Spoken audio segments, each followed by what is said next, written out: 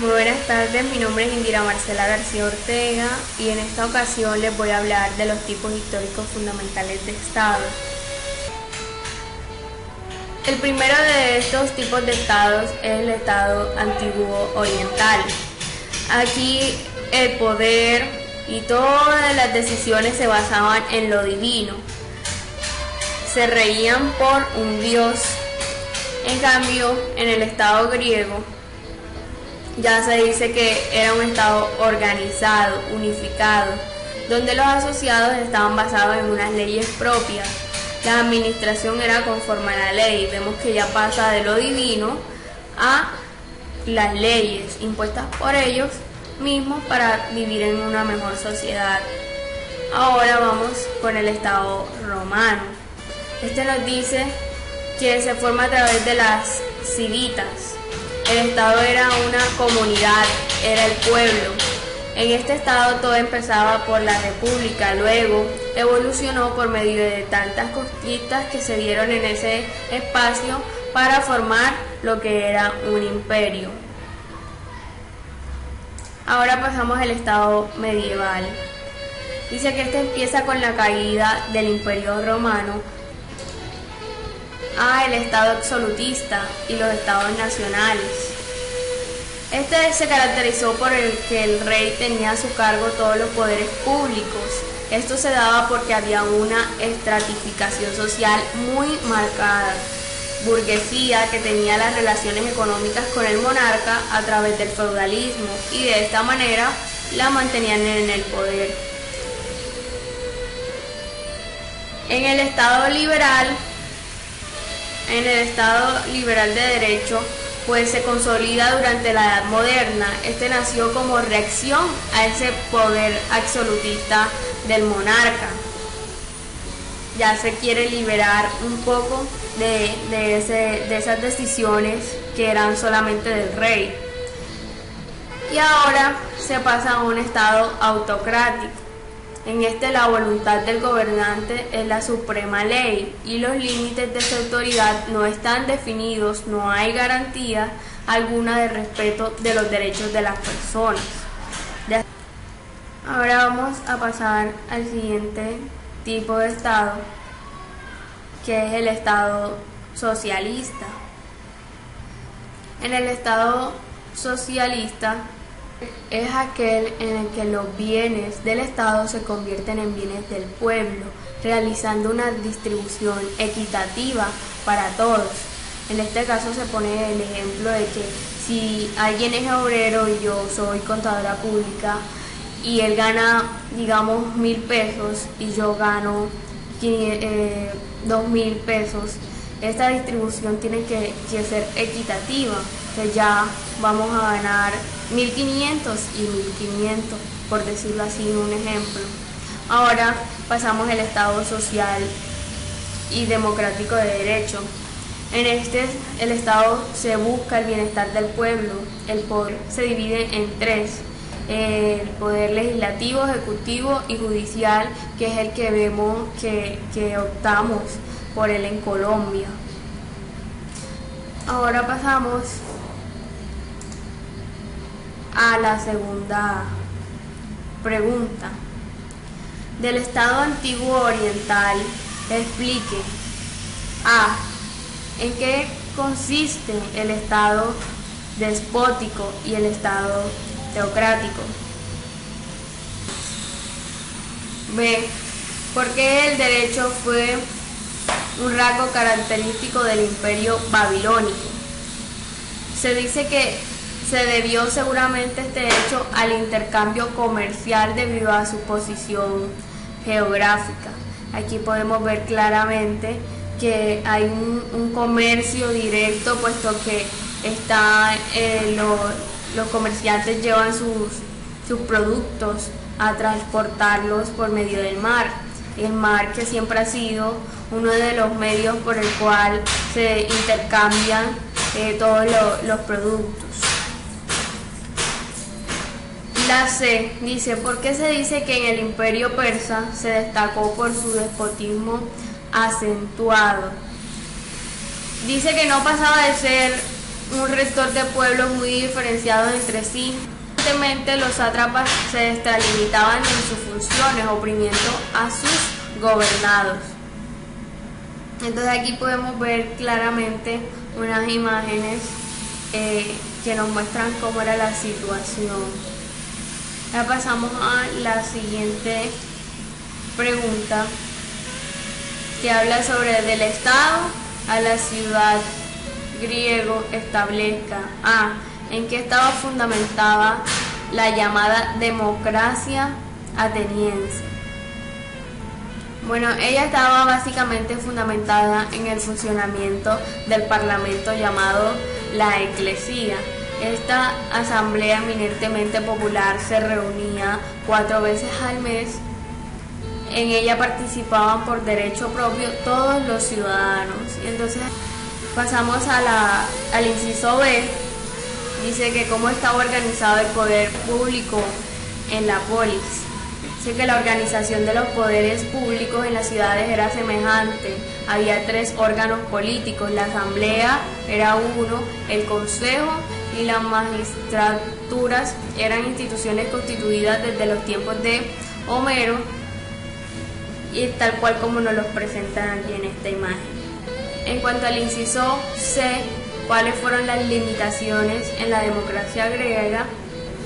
Dice que no obstante en su aplicación práctica, la democracia acá, dice que respecto a los extranjeros se mantuvieron limitaciones en cuanto al ejercicio de sus derechos. Incluso por iniciativa del propio Pericles, Atenas adoptó en este sentido una legislación de carácter racista, y vemos de que aquí estaban los esclavos en un escalón y así pues se distribuían los poderes, la importancia de las personas. Pasamos a la pregunta 4, que nos habla del Estado romano. Diga, en el inciso A, ¿cómo era la primitiva organización política en Roma? Se distribuía, como en esta imagen se los estoy presentando, el poder político, la organización, era tal cual. Ahora pasamos al inciso B. Dice, ¿cuál fue la institución política más importante e influyente en Roma y por qué? Se dice que la institución más influyente fue el Senado. Eso no tiene ninguna contradicción.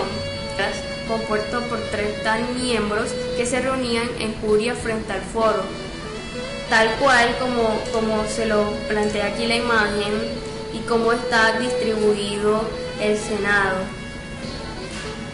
Ahora el inciso C nos dice cuáles fueron las etapas de la organización constitucional romana, de la organización constitucional. Ahora pasamos a del Estado medieval.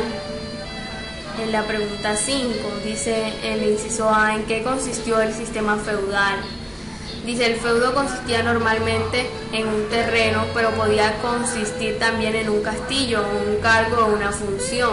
El vasallo debía beneficiarse del feudo, que era su jefe, su señor, y debía destinar parte del usufructo para prestar el auxilio económico que necesitaba el señor. El inciso B nos dice, ¿por qué se dice que el feudalismo era una forma de relación económica eminentemente autárquica?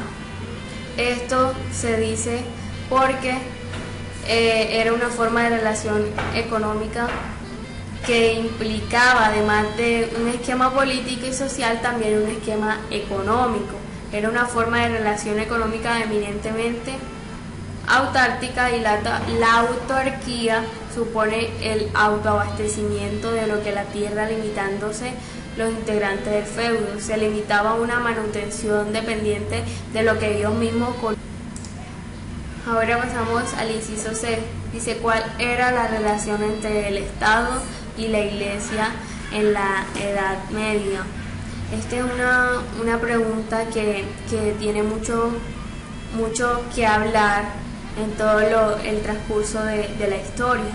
Y dice que en el curso de los tiempos, cualquiera que haya sido su forma, siempre ha tenido el carácter de una exigencia formulada para que el Estado la obedezca, siempre se ha considerado dotada del poder suficiente para subordinar al Estado a su autoridad.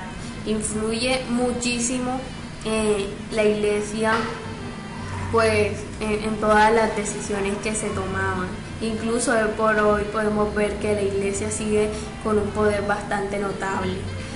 Ahora el inciso D dice que, concluyendo, llegamos a la pregunta 6. Dice del Estado estamental, ¿en qué consiste el Estado estamental?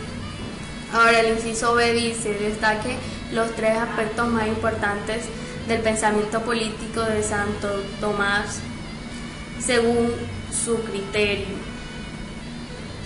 Bueno, en cuanto a esta pregunta, la relación entre la teología, la filosofía, entre la fe y la razón.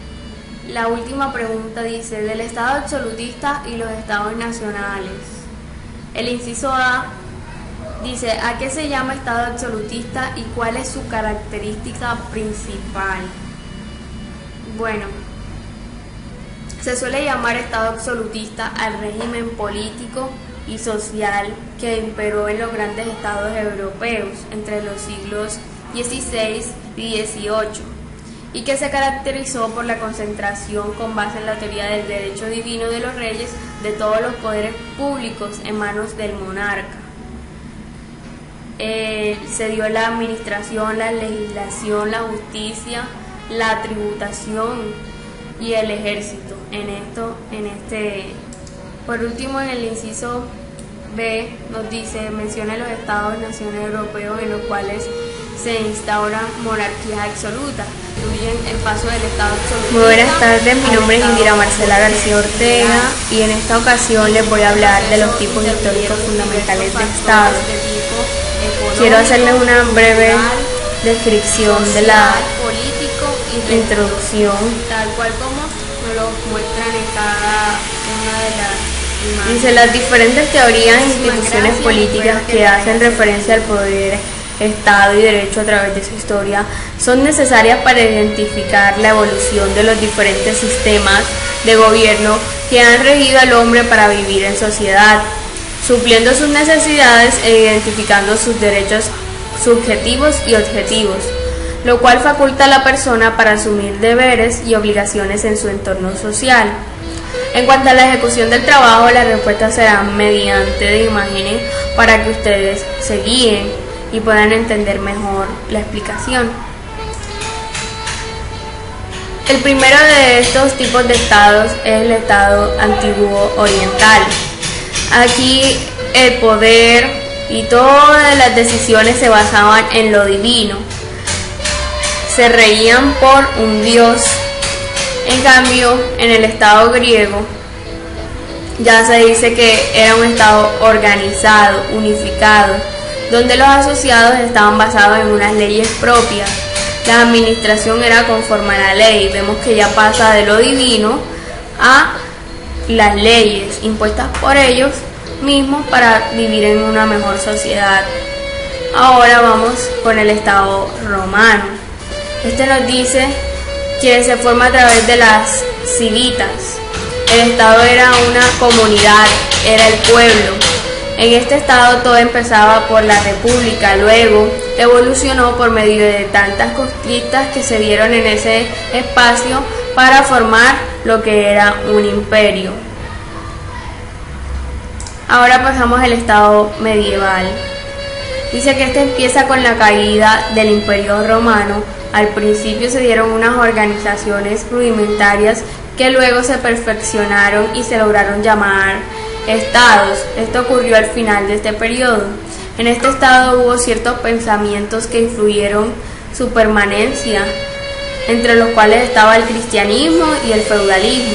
Ya vemos que aquí hay una combinación de lo religioso con el trabajo como tal, con las leyes, con lo propio de que se había dado en unos anteriores periodos.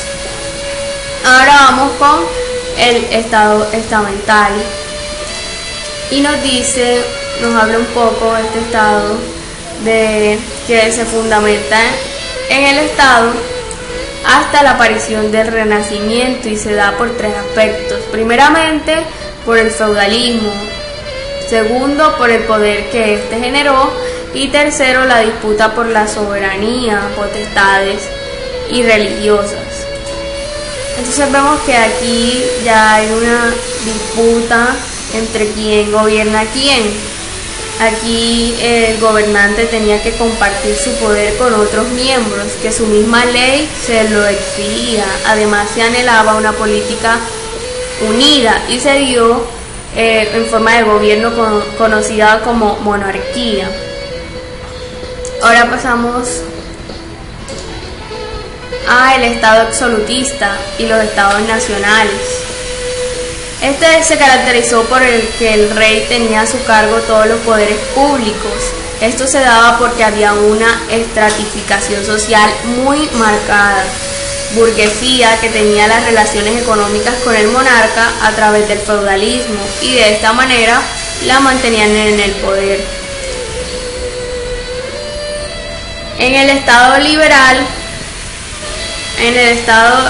de derecho, pues se consolida durante la Edad Moderna. Este nació como reacción a ese poder absolutista del monarca.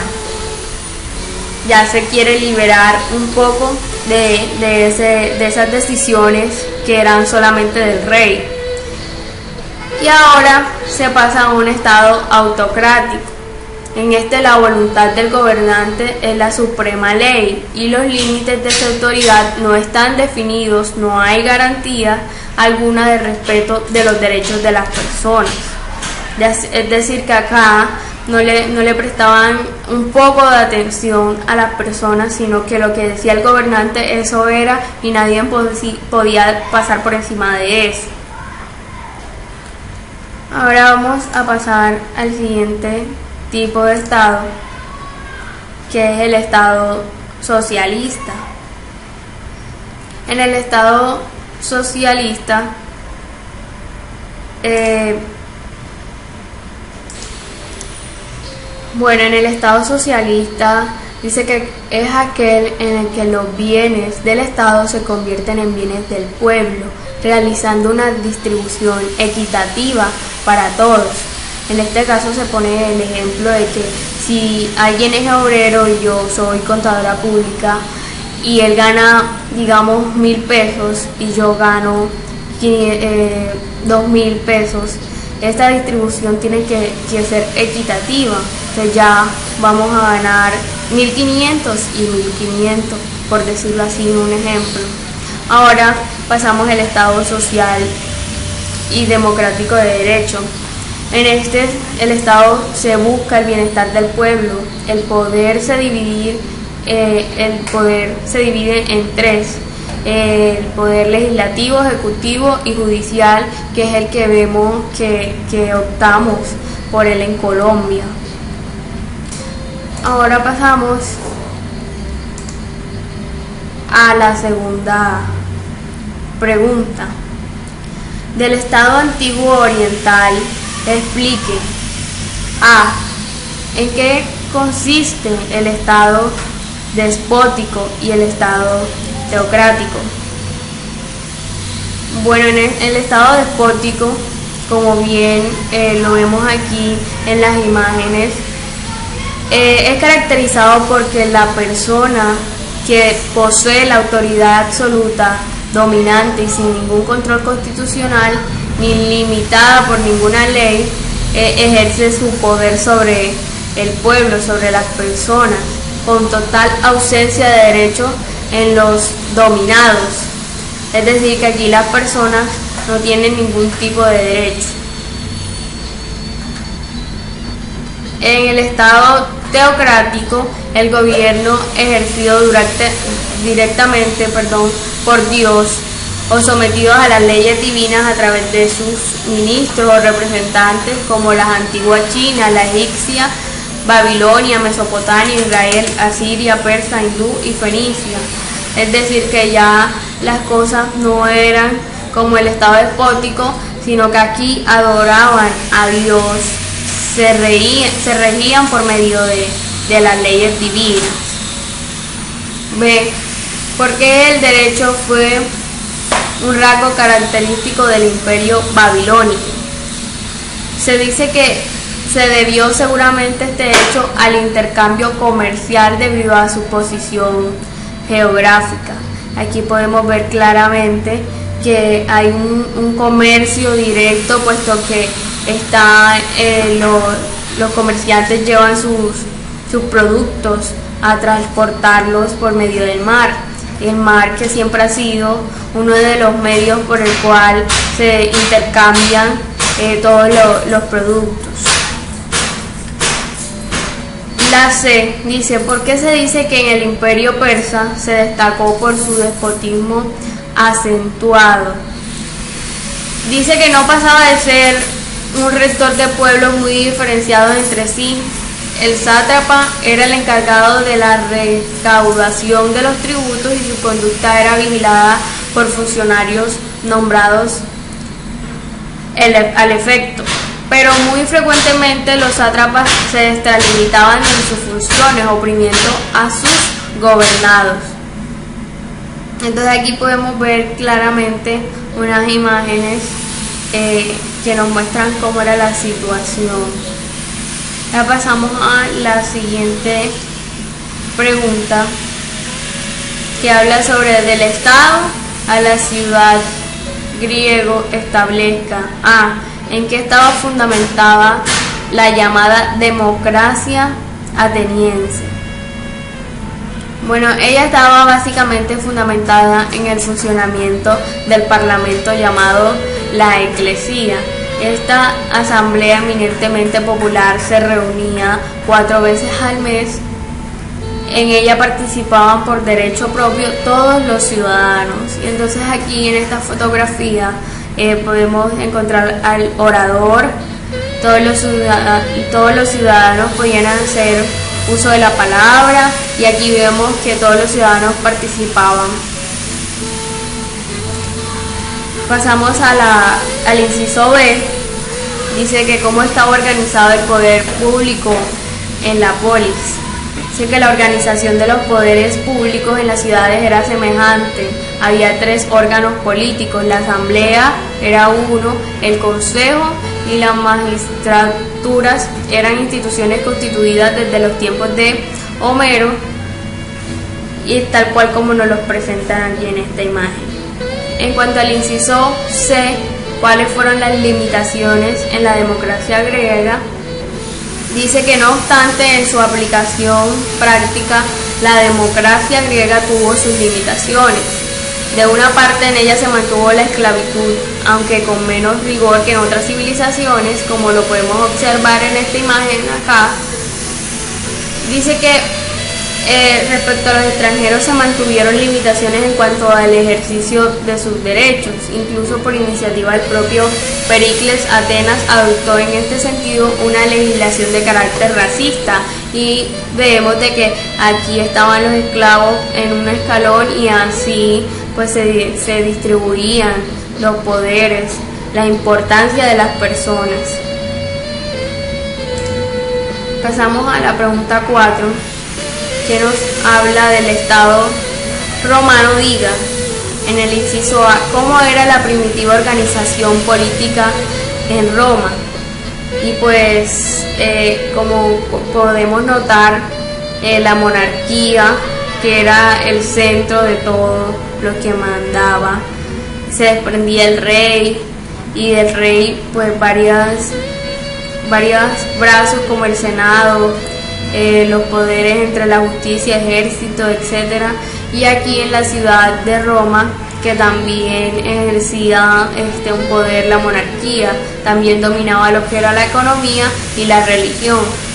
Entonces así se distribuía, como en esta imagen se los estoy presentando, el poder político, la organización, era tal cual. Ahora pasamos al inciso B. Dice, ¿cuál fue la institución política más importante e influyente en Roma y por qué? Se dice que la institución más influyente fue el Senado. Eso no tiene ninguna contradicción, pues fue la más influyente durante esta época. Se constituyó en la última instancia frente a las continuas desvanecencias y conflictos entre los magistrados y las asambleas, compuesto por 30 miembros que se reunían en curia frente al foro, tal cual como se lo plantea aquí la imagen y cómo está distribuido el Senado. Ahora el inciso C nos dice cuáles fueron las etapas de la organización constitucional romana. Bueno, en esta etapa hubieron 4, digamos, que se podían decir muy explicativamente. La primera, que fue la de la formación y consolidación de la República, y aquí yo la divido en 2 fases. La segunda, la transformación de la República, tal cual está aquí en esta primera fase. Y las otras, dice, de la revolución plebeya, y por último la del advenimiento del imperio. Entonces ya aquí ocurre un nuevo nacimiento como tal. Entonces estas son las etapas de la organización constitucional. Ahora pasamos a del Estado medieval. En la pregunta 5 dice el inciso A, ¿en qué consistió el sistema feudal? Dice, el feudo consistía normalmente en un terreno, pero podía consistir también en un castillo, un cargo o una función. El vasallo debía beneficiarse del feudo, que era su jefe, su señor, y debía destinar parte del usufructo para prestar el auxilio económico que necesitaba el señor. Entonces básicamente era que el señor feudal pues les daba, digamos, en este caso unas tierras donde ellos lo producían, pero tenían que pagarle cierta cantidad de dinero o lo que acordara con el señor. En el inciso B de la pregunta 5 dice, ¿por qué se dice que el feudalismo era una forma de relación económica eminente?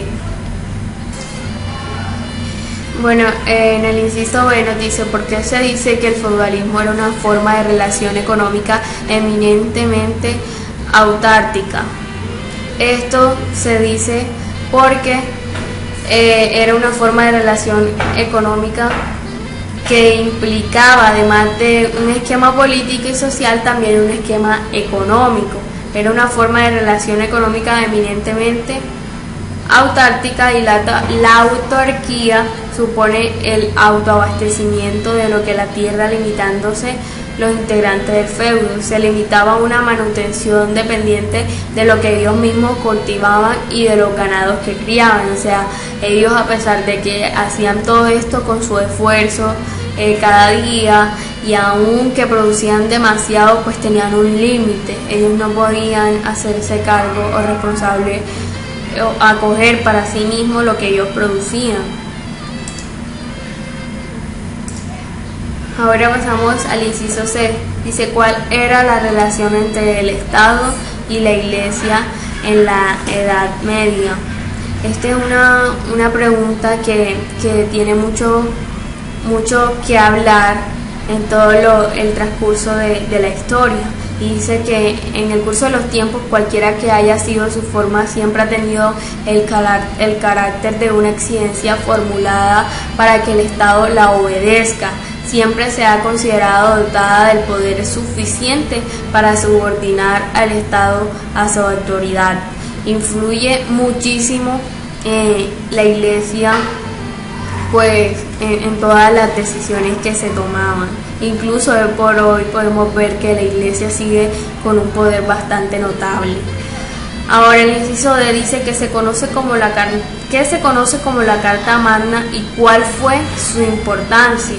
Bueno, los varones aprovecharon la debilidad para preparar un documento. Entonces la Carta Magna, en el cual hacían constatar sus derechos específicos frente a la corona. La Iglesia introdujo en ese documento todo género de cláusulas concerniente a la libertad de la Iglesia y la reforma en la justicia y el derecho, que no solamente afectaba a los varones, sino también a los caballeros. Es decir, que fue muy importante porque en ella se establecían una serie de principios y derechos que querían estos varones y caballeros que se les fuera respetados. Concluyendo, llegamos a la pregunta 6. Dice, del estado estamental, ¿en qué consiste el estado estamental? Bueno, se le da el nombre al fenómeno que, como resultado del feudalismo, atomización del poder que este sistema engendró y la disputa por la soberanía entre las potestades temporal y espiritual. Pues ya este estado se lo había explicado anteriormente cuando comenzamos esta explicación, valga la redundancia, en la primera pregunta. Ahora el inciso B dice, destaque los 3 aspectos más importantes del pensamiento político de Santo Tomás según su criterio. Bueno, en cuanto a esta pregunta, la relación entre la teología y la filosofía, entre la fe y la razón. Dice, su pensamiento sobre diversos aspectos de la vida del hombre en sociedad y las relaciones de aquellos con su creador. Pues vemos que él trata de relacionar estos mundos, la fe y la razón. La última pregunta dice, del estado absolutista y los estados nacionales. El inciso A dice, ¿a qué se llama estado absolutista y cuál es su característica principal? Bueno, se suele llamar estado absolutista al régimen político y social que imperó en los grandes estados europeos entre los siglos XVI y XVIII y que se caracterizó por la concentración con base en la teoría del derecho divino de los reyes de todos los poderes públicos en manos del monarca. Se dio la administración, la legislación, la justicia, la tributación y el ejército en este preciso estado absolutista se dieron esas características. Por último, en el inciso B nos dice, menciona los estados-naciones europeos en los cuales se instauran monarquías absolutas. Pues aquí podemos encontrar estos símbolos patrios de lo que es Francia, España e Inglaterra. Y el inciso C dice, determine 5 de los factores que constituyen el paso del estado absolutista al estado burgués liberal. Dice, en este proceso intervinieron diversos factores de tipo económico, cultural, social, político y religioso, tal cual como nos lo muestran en cada una de las imágenes. Muchísimas gracias, espero que les haya servido.